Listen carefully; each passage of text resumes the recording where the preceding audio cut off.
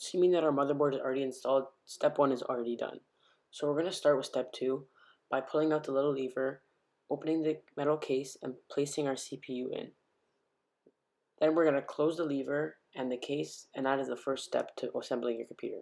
Next is installing the computer memory, which is the RAM. So we're going to push either ends of the DDR3 slots on our motherboard and place our RAM in.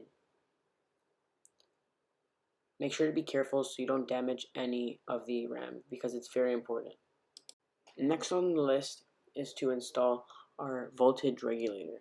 We'll do this by placing it into its designated spot and then screwing in the designated screws from outside of the PC's case.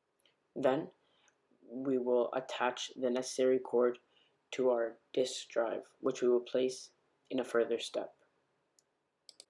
Next, what we will do is place in our heatsink.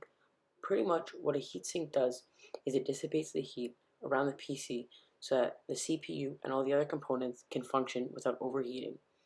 This will help to maintain a very high speed and good PC.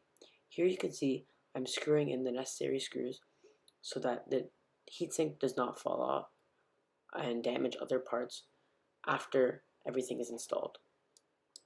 Next, we are installing our hard drive. This is essentially the storage of our PC. Next, we have the disk drive. This is what reads and writes all the data in storage. And finally, we have the side panel. This will ensure that no dust or mites get into your computer and it stays safe and also secure.